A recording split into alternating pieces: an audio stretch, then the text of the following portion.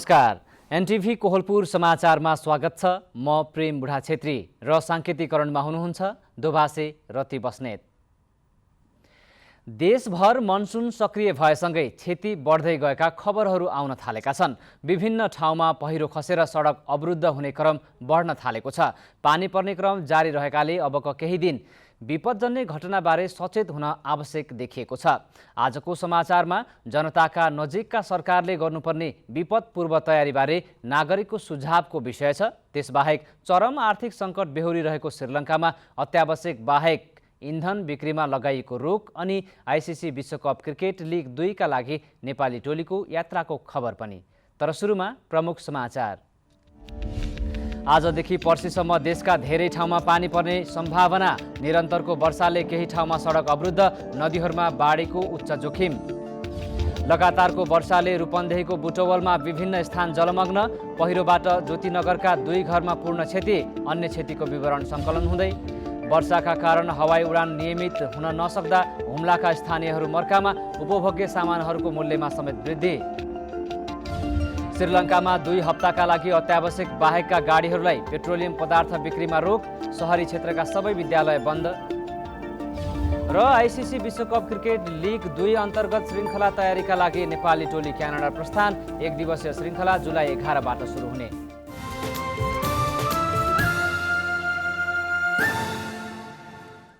समाचार अब विस्तारमा। देशभर मनसुन सक्रिय भएसँगै प्राकृतिक विपदजन्य घटना बढ्न थालेका छन्। लगातारको वर्षापछि खसेको पहिरोले पहाडी क्षेत्रमा सडक अवरुद्ध हुने क्रम बढ्न थालेको छ। यता मौसमविदहरूले आजदेखि पर्सिसम्म नै देशभर धेरै ठाउँमा पानी पर्ने सम्भावना रहेको बताएका छन्।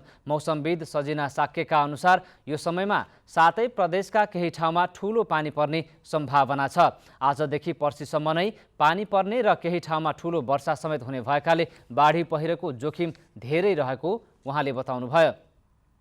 उहाँका अनुसार अहिले देशभर मनसुनी वायुको प्रभाव छ भने मनसुनको न्यून चापीय रेखा नेपालको तराई क्षेत्र नजिक आइपुग्ने सम्भावना रहेकाले मनसुन थप सक्रिय हुनेछ, जसले गर्दा पर्सिसम्म नै वर्षा हुने अनुमान गरिएको हो।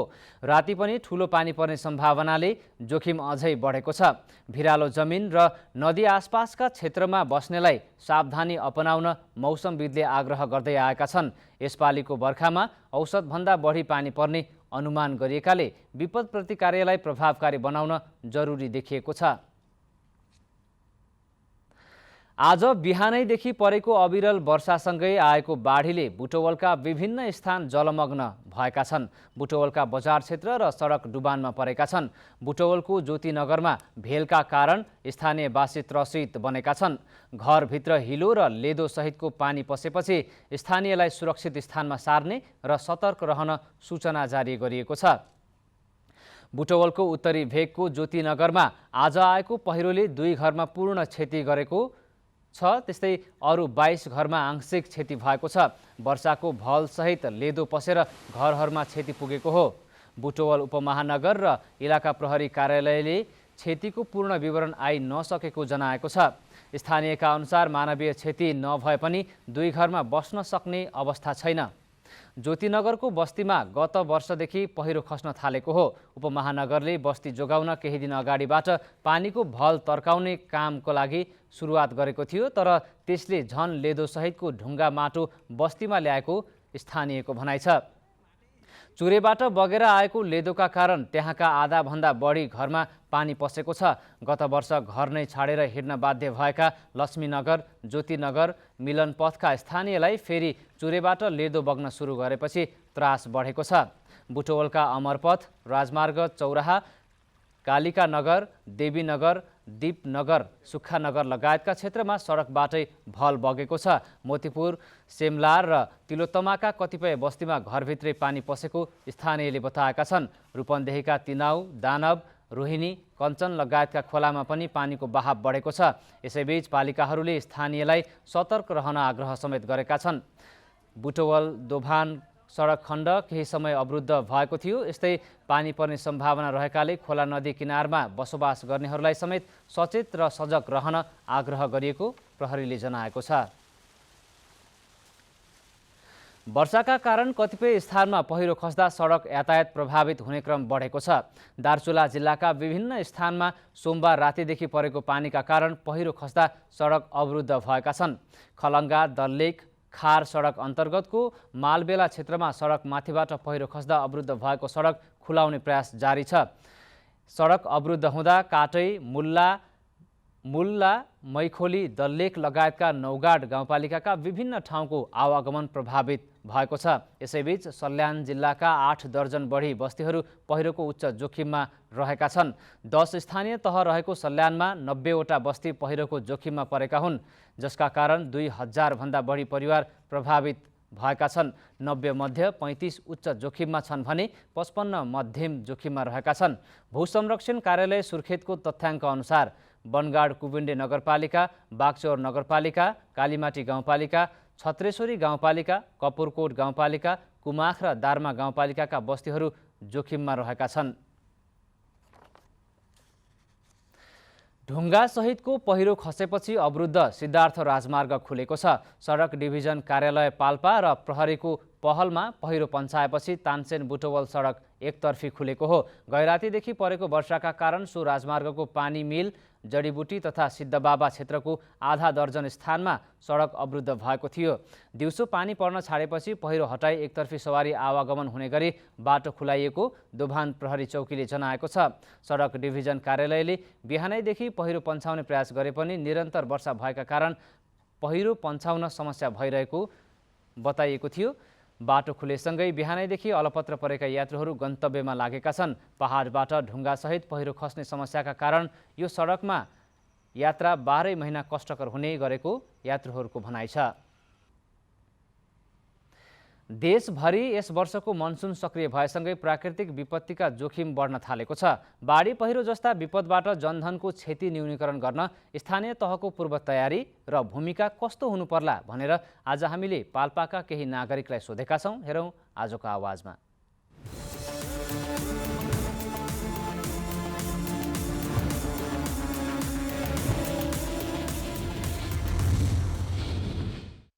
सबभन्दा पहिला त सूचना गर्न पर्यो हैन। अब सूचना प्रवाह गर्न पर्यो, कहाँनिर के हुँदैछ, कहाँनिरको बस्ती कस्तो छ, कहाँनिर जोखिम छ भन्ने कुराहरू अब अलिकति ध्यान आकर्षण गरेर सूचनाहरू दिन पर्यो। खोला नजिकका बस्तीहरूलाई अलिकति सावधानी लगाउन पर्यो। फिलहालको लागि चाहिँ त्यो डोजरहरू चाहिँ तयारी अवस्थामा राख्ने, कहीँ बाटो बन्द भइहाल्यो भने त्यसको लागि गर्ने एउटा पालिकाबाट टिम बनाएर चाहिँ विपद व्यवस्थापन भन्ने जस्तो टिम चाहिँ हुन्छ, त्यसले चाहिँ टाइममै त्यहाँ पुगेर चाहिँ केही उद्धार गर्न सक्ने त्यस्तो टिम चाहिँ एउटा बनाउनु पर्यो। पालिका स्तरबाटै अलिकति सतर्क भएर स्ट्यान्ड बाई बसेर चाहिँ काम गर्नुपर्ने हुन्छ। किनभने अब गाउँ भेगमा कतै पहिरो गएको हुन्छ, कतै के हुन्छ हैन, त्यस्तोमा चाहिँ अलिकति गाउँ स्तरबाट चाहिँ अलिक सम्भव चाहिँ हुँदैन। किनभने कोही कहाँ हुन्छ, कोही कहाँ हुन्छ हैन। त्यसैले पालिका स्तरबाटै यसलाई समन्वय गरेर अलिक अगाडि बढ्दा राम्रो हुन्छ। सूचना जानकारी गराइदिने मुख्य कुरा त कस्तो बस्ती छ, अनि त्यो भइसक्यो भने फेरि हामीलाई सहज रूपले राहत उपलब्ध गराइदिने। डोजरहरू तयारी राख्नु पर्यो, त्यो सफा गर्नको लागि। बाटो जहाँ पहिरो जान्छ त्यसको लागि तयारी गर्न पर्यो। अनि जहाँ यो विपदहरू पर्छ त्यहाँ विपद समितिहरू गठन गरेर त्यसको लागि तयारी राख्नु पर्यो। जहाँ त्यो विपदहरू परेको छ त्यहाँ गएर चाहिँ हामीले उद्धार गर्न पर्यो। जनचेतना जगाउन पर्यो। अन्त अब बिना कामले बाहिर निस्कनु भएन। यो उसमा बाढी पहिरो आएको बेलामा अब यी डोजरहरू यताउता तयारी अवस्थामा राख्न पर्यो, एम्बुलेन्सहरू तयारी अवस्थामा राख्न पर्यो।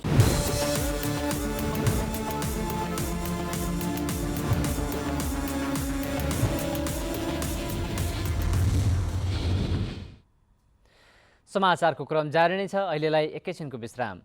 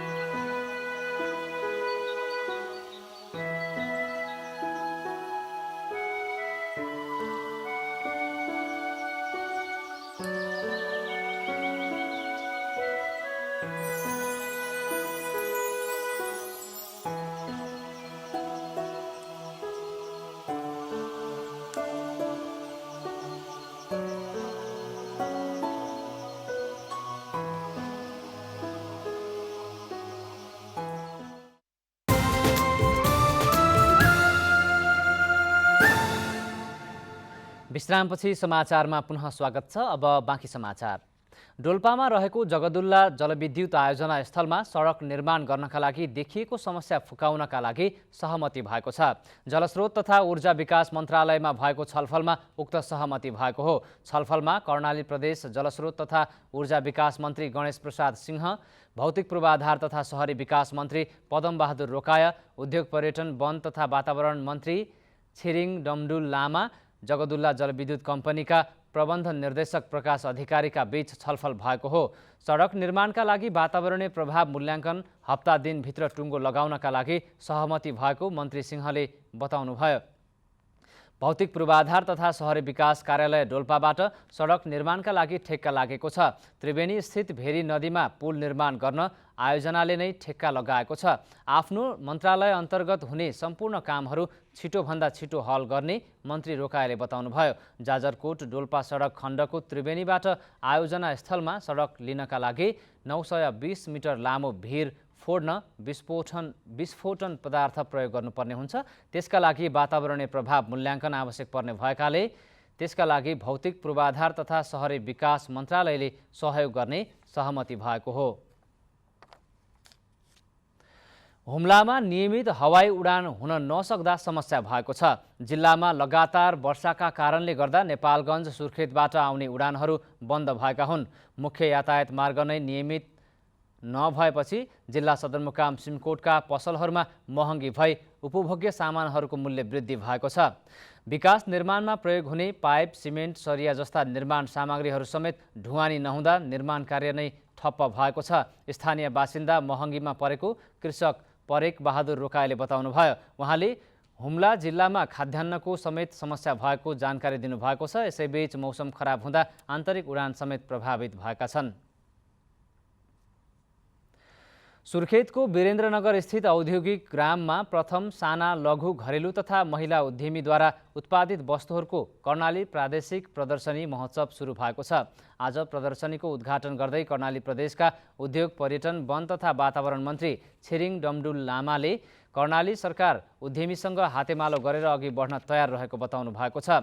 कर्णालीको समृद्धिका लागि साना लघु घरेलु उद्योगीहरूको भूमिका महत्त्वपूर्ण रहेको उल्लेख गर्दै उहाँले ठूला उद्योगहरूको सहयोगीका रूपमा रहेका साना लघु घरेलु उद्योगहरूको संरक्षण र विकासका लागि प्रदेश सरकारले अधिकतम प्रयासहरू अघि बढाएको बताउनुभयो। कार्यक्रममा उद्योग पर्यटन वन तथा वातावरण मन्त्रालयका सचिव मोहनदेव जोशीले उद्योग स्थापना परिचालनका लागि 220 जना साना लघु घरेलु उद्यमीलाई 10 देखि 20 लाख रुपैयाँसम्म ब्याज ऋण उपलब्ध गराउने कार्यक्रम रहेको बताउनु भएको छ। नेपाल घरेलु तथा साना उद्योग महासंघ कर्णाली प्रदेशका अध्यक्ष चन्द्रबहादुर बिसीले बजारीकरणको अभावमा कर्णालीका 27,000 लघु घरेलु उद्योगहरूको अवस्था दिन प्रतिदिन कमजोर बन्दै गइरहेकाले ती उद्योगहरूको संरक्षणका लागि नीतिगत सुधार गर्न आवश्यक रहेको बताउनुभयो। महिला बालबालिका तथा ज्येष्ठ नागरिक मन्त्रालयको आर्थिक सहयोगमा सञ्चालित 3 दिने मेला बुधबार सम्पन्न हुनेछ। बाजुराको बुढीगङ्गा नगरपालिकामा चालु आर्थिक वर्षमा निशुल्क सेनिटरी प्याड वितरण सुरु गर्न सकिएको छैन। नगरपालिकाले निशुल्क सेनिटरी प्याड वितरणका लागि 26,50,000 विनियोजन गरेको थियो। रकम असार सकिन लाग्दासम्म पनि सेनिटरी प्याड खरिद नभएपछि विनियोजित रकम फिर्ता हुने अवस्थामा पुगेको छ। नगरपालिकाले खरिद गरेर वितरण गर्ने कुनै पनि प्रक्रिया अघि नबढाएपछि किशोरीहरूले विद्यालयमा सेनिटरी प्याड पाउन सकेका छैनन्। नगरपालिकामा 30 वटा सामुदायिक विद्यालय रहेका छन्। ती विद्यालयका लागि 40,000 थान प्याड खरिदका लागि रकम छुट्याइएको थियो। आर्थिक वर्ष सकिने समय भएकाले अब खरिद प्रक्रिया अघि बढाउन नसक्ने प्रमुख प्रशासकीय अधिकृत रविन्द्र उखेडाले बताउनु भएको छ। 2076 भदौ 29 गते बसेको मन्त्री परिषदको बैठकले छात्रालाई निशुल्क प्याड उपलब्ध गराउने निर्णय गरेको थियो। डोटीको बडीकेदार गाउँपालिकालाई साक्षर गाउँपालिका घोषणा गरिएको छ। आज एक कार्यक्रमका बीच गाउँपालिकालाई जिल्ला समन्वय समिति डोटीका संयोजक लक्ष्मण सिंहले साक्षर गाउँपालिकाको रूपमा घोषणा गर्नुभएको हो। गाउँपालिकामा 97.3% साक्षर रहेकाले पालिकालाई साक्षर घोषणा गरिएको बडीकेदार गाउँपालिका शिक्षा शाखाका प्रमुख विवेक देउबाले बताउनुभयो। गाउँपालिकाका अध्यक्ष भैरव बहादुर साउदले विद्यार्थीहरूको शैक्षिक स्तर उन्नति गर्नका लागि प्रत्येक वडामा आवासीय विद्यालयको स्थापना गर्ने बताउनुभयो। लागि अहिले हामीले एउटा साक्षर घोषणा गरेका छौँ। पूर्ण साक्षर घोषणाका लागि पनि बढी केदार सरकारले चाहिँ के गर्न सकिन्छ, यसका लागि हामी कुन यसको चाहिँ तयारी गरेर हामी बाँकी रहेका निरक्षरहरूलाई साक्षर बनाउनका लागि के गर्नुपर्छ भन्ने कुरा पनि हामी चाहिँ यसमा लागि पर्नेछौँ। यही स्थानीय रूपमा नै त्यो इङ्ग्लिस मिडियम र अन्य पढाइको चाहिँ जो गुणस्तर छ त्यो गुणस्तरलाई हाम्रा वडामै नै हामी त्यसको आयोजना गर्नका निमित्त प्रत्येक वडामा एउटा चाहिँ आवासीय विद्यालयको बनाउने घोषणा गरेका छौँ। समाचारको क्रम जारी नै छ, एकैछिनको विश्राम।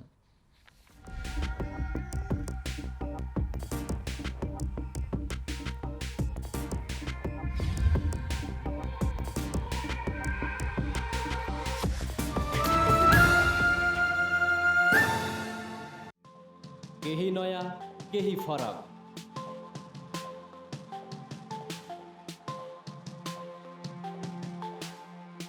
राष्ट्रिय सञ्चारको मेरुदण्ड नेपाल टेलिभिजनको प्रादेशिक च्यानल एनटिभी कोहलपुर। पश्चिम नेपालको लुम्बिनी, कर्णाली र सुदूर पश्चिमको एकमुष्ट आवाज। सत्य समाचार, तटस्थ विचार। कार्यक्रममा मौलिकता, समावेशिता र विकासमा विस्तार।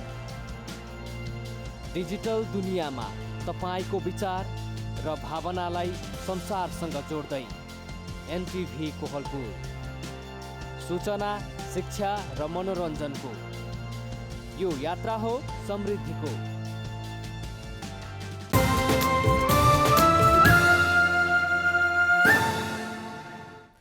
तपाईँ एनटिभी कोहलपुर हेर्दै हुनुहुन्छ। अब बाँकी समाचार। पछिल्लो 24 घण्टामा 44 जनामा कोरोना भाइरसको संक्रमण पुष्टि भएको छ। पीसीआर र एन्टिजेन गरी 2798 जनाको नमुना परीक्षण गर्दा 44 जनामा संक्रमण देखिएको स्वास्थ्य तथा जनसङ्ख्या मन्त्रालयले जनाएको छ। यही अवधिमा 17 जना निको भएसँगै अब नेपालमा 229 जना कोरोनाका सक्रिय संक्रमित रहेका छन्। 24 घण्टामा कोरोना संक्रमणका कारण कसैको पनि मृत्यु भएको छैन। थप 1,36,996 जनाले कोरोना विरुद्धको खोप लगाएका विवरण प्राप्त भएको मन्त्रालयले जनाएको छ। अब अन्तर्राष्ट्रिय समाचार।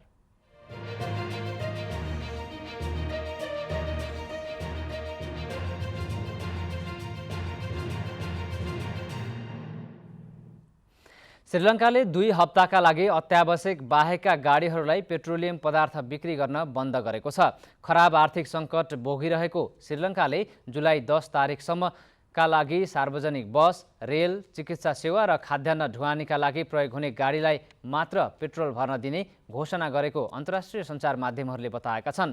श्रीलङ्काको मन्त्री परिषदका प्रवक्ता बन्दुला गुनेवर्देनाले देश खराब आर्थिक सङ्कटमा रहेकाले अबको 2 हप्ता निजी गाडी तथा अत्यावश्यक बाहेकका सबै गाडीलाई पेट्रोल बिक्री बन्द गरेको जानकारी दिनुभएको छ। यस्तै शहरी क्षेत्रका सबै विद्यालय बन्द भएका छन्। सरकारी अधिकारीहरूले 2 करोड 20 लाख जना मानिसलाई घरबाटै काम गर्न भनेका छन्। श्रीलङ्का अहिले इन्धन, खाद्यान्न, औषधि जस्ता वस्तुको आयातको रकम तिर्न सङ्घर्ष गरिरहेको छ। अमेरिकाको टेक्सासमा एउटा लरीमा कम्तीमा 46 जना मृत अवस्थामा फेला परेका छन्। टेक्सासको सान एन्टोनियो भन्दा केही पर उनीहरू मृत भेटिएका हुन्। मृत भेटिएकाहरू आप्रवासी हुन सक्ने प्रारम्भिक अनुमान गरिएको अन्तर्राष्ट्रिय सञ्चार माध्यमहरूले उल्लेख गरेका छन्। थप 16 जनालाई उद्धार गरी अस्पताल पुर्याएको सान एन्टोनियो प्रहरीले जनाएको छ। सान एन्टोनियो अमेरिका र मेक्सिकोको सीमाबाट झन्डै 250 किलोमिटरको दूरीमा रहेको छ। ज्यान गुमाउनेहरू कुन देशका हुन् भनेर अहिलेसम्म खुली नसकेको खबरमा उल्लेख छ। अब आर्थिक समाचार।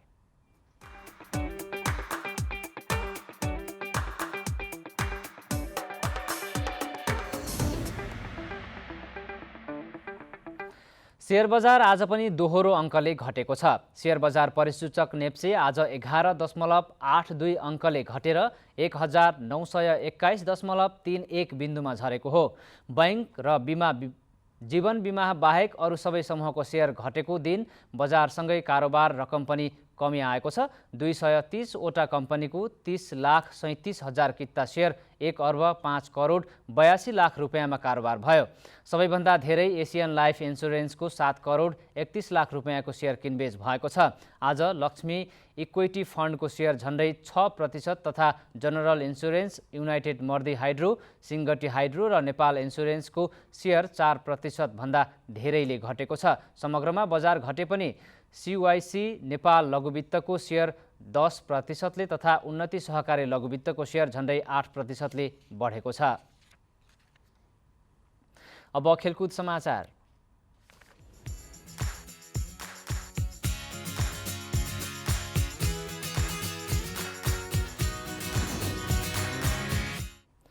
नेपाली राष्ट्रिय क्रिकेट टोली क्यानाडा गएको छ। ICC विश्वकप लिग 2 अन्तर्गत श्रृङ्खला तयारीका लागि नेपाली टोली आज बिहान कतार एयरलाइन्सबाट क्यानाडा प्रस्थान गरेको नेपाल क्रिकेट सङ्घ क्यानले जनाएको छ। क्यानाडामा अभ्यासपछि टोली उतैबाट स्कटल्यान्ड पुग्नेछ। क्यानाडा र स्कटल्यान्ड भ्रमणका लागि सन्दीप लामिछानेको कप्तानीमा 14 सदस्यीय टोली घोषणा गरिएको थियो।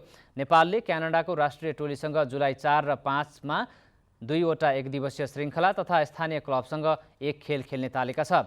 लिग 2 मा नेपाल तालिकाको 5औं स्थानमा रहेको छ। नेपालले 16 खेलमा 7 जित, 8 मा हार र 1 मा बराबरी सहित 15 अङ्क जोडेको छ। ICC विश्वकप क्रिकेट लिगमा नेपालले 20 खेल खेल्न बाँकी छ। विश्वकप क्रिकेट लिग 2 अन्तर्गत नेपाल, स्कटल्यान्ड र नामिबिया बीचको एकदिवसीय श्रृङ्खला जुलाई 11 तारिक अर्थात् असारको 27 गतेदेखि सुरु हुनेछ। नेपालले असार 27 र 32 गते नामिबियासँग तथा 29 गते र साउन 1 गते स्कटल्यान्डसँग खेल्ने तालिका रहेको छ। अब मौसम।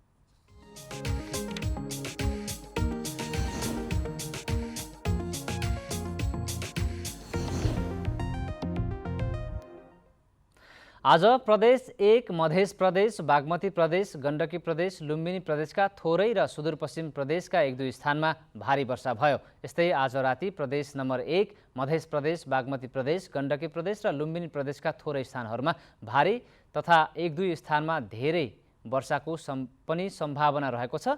कर्णाली र सुदूरपश्चिम प्रदेशका 1-2 स्थानमा भारी वर्षाको पनि सम्भावना रहेको छ। अब मौसम सम्बन्धी थप विवरण।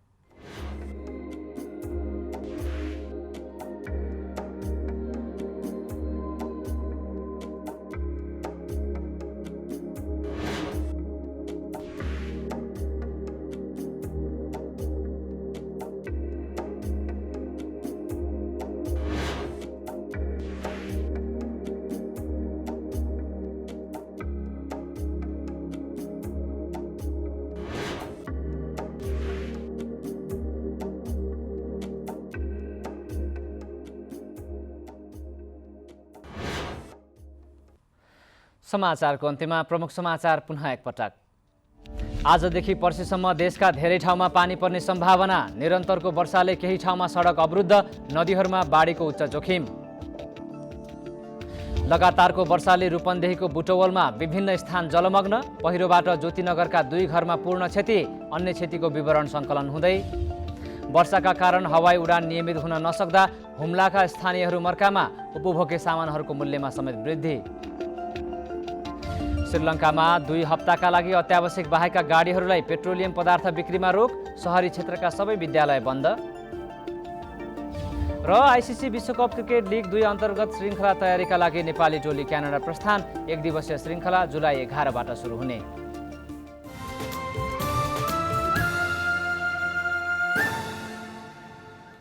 हवस् त अहिलेलाई समाचारको सिलसिला यति नै। बिदा दिनुहोस्। नमस्कार।